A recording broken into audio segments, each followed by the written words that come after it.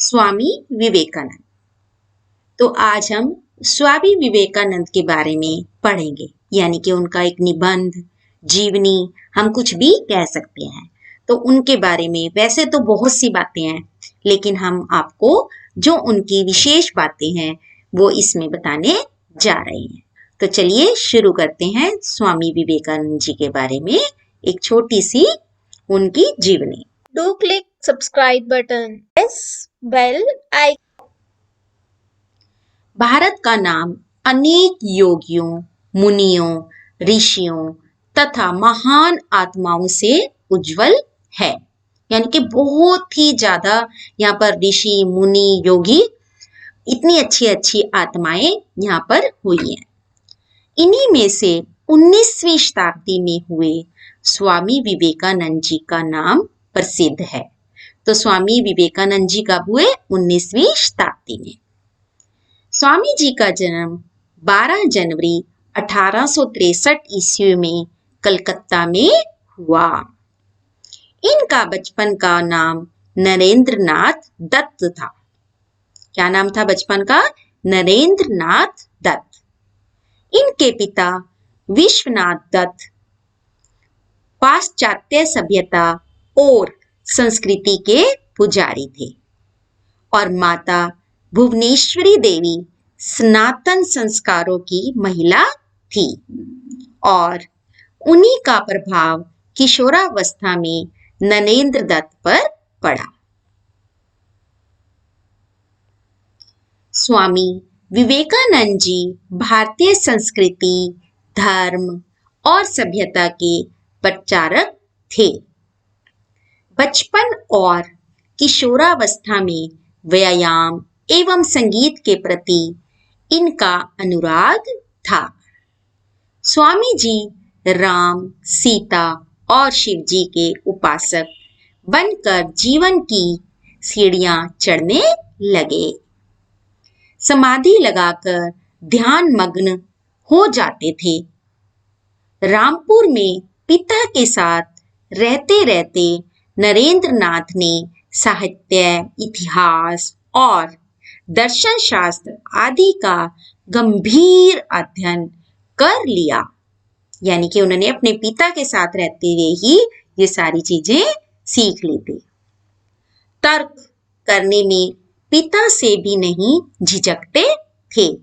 यानी कि जब उन्होंने अपनी बात को क्लियर करना होता था ना, तो वो अपने पिता से भी नहीं शर्माते थे, झिझकते नहीं थे। अतः उनमें तर्कशील प्रवृत्ति जागृत हो गई।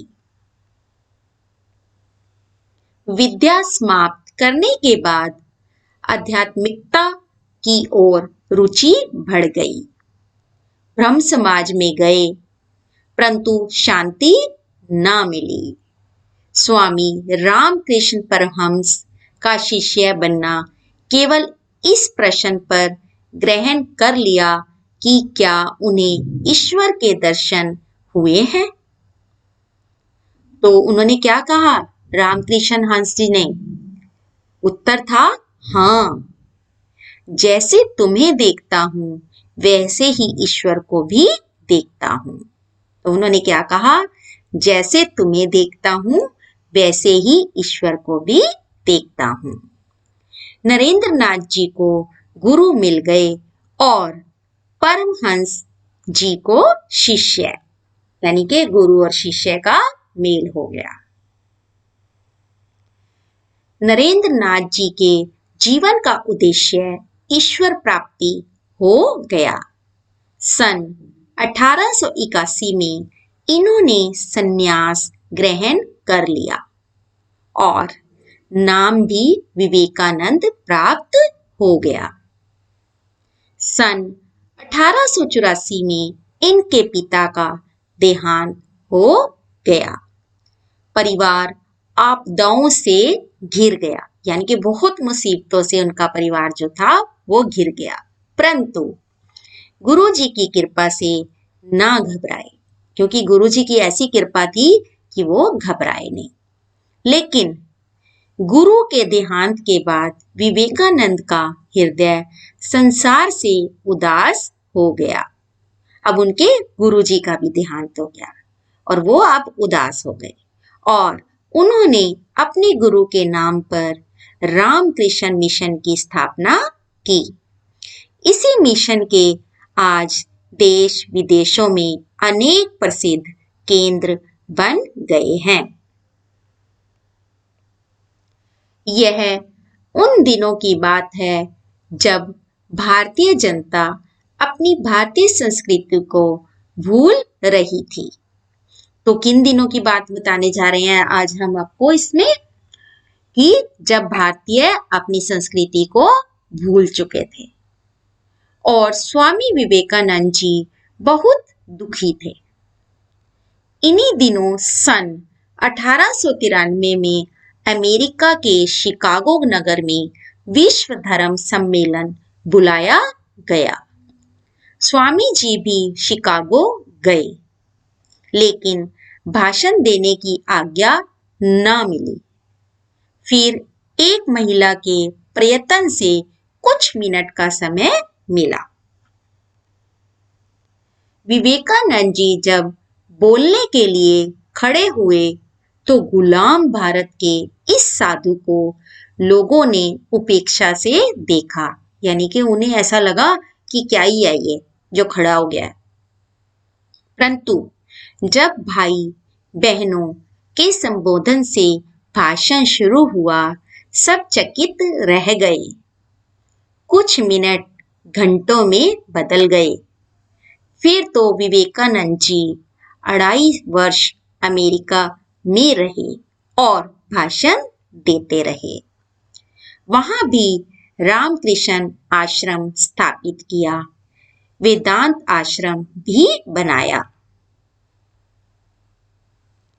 भारत लौटने पर स्वामी जी का बड़ा स्वागत हुआ।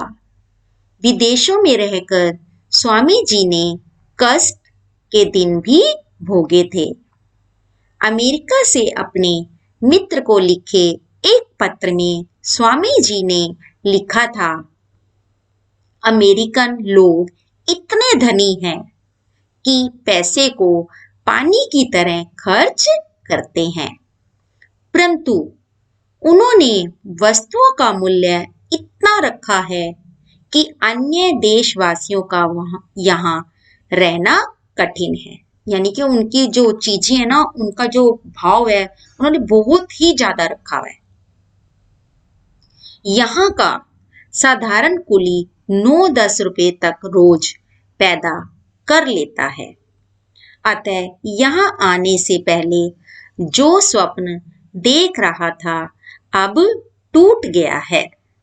यानी कि लोग वहां ये सोच के जाते हैं कि मैं बहुत पैसा कमाऊंगा, लेकिन पैसा तो कमा लेते हैं, लेकिन वहां पर खर्चे भी उसी हिसाब से हैं। स्वामी विवेकानंद की पावन स्मृति में कन्याकुमारी में सागर तट पर उनकी भव्य मूर्ति की स्थापना की गई है। देश ने अपने युवक सन्यासी को मानो सागर तट पर अथाह गंभीरता निहारने के लिए खड़ा कर दिया है। सारा देश विवेकानंद के सम्मुख नतमस्तक है। स्वामी विवेकानंद ने अनेक ग्रंथों की रचना की जो 10 भागों में संकलित हैं। इनका देहांत 5 जुलाई 1908 को बेलूर मठ में हुआ। स्वामी जी के उपदेश आज भी भारतीय नहीं भूले हैं। भारत की मुक्ति सेवा और त्याग द्वारा ही संभव है। उनके उपदेश क्या हैं कि भारत की जो मुक्ति है सेवा और त्याग द्वारा ही संभव है। दरिद्र नारायण की उपेक्षा करना पाप है। ये उनके उपदेश हैं जो वो बोल रहे हैं। यही हमारे पतन का कारण है। यदि हम किसी को गरीब समझ के उसकी उपेक्षा करते हैं ना, मजाक उड़ाते हैं, उसी से हम पीछे चले जाते हैं, हमारा पतन हो जाता है। ईश्वर इन पीड़ितों में ही निवास करता है। वो कहते हैं भगवान जो है पीड़ितों में ही होते हैं, ईश्वर के बदले इन्हीं की पूजा सेवा करना हमारा धर्म है। कहते हैं ईश्वर की ना करो बेशक, लेकिन ऐसे लोगों की जरूर करो। स्वामी विवेकानंद जी इस देश की वह ज्योति हैं जो अनंत काल तक भारतीयों को ज्ञान का प्रकाश देती रहेगी। उनके ज्ञान से युगों तक संसार के अन्य देशों में भी प्रकाश फैलता रहेगा।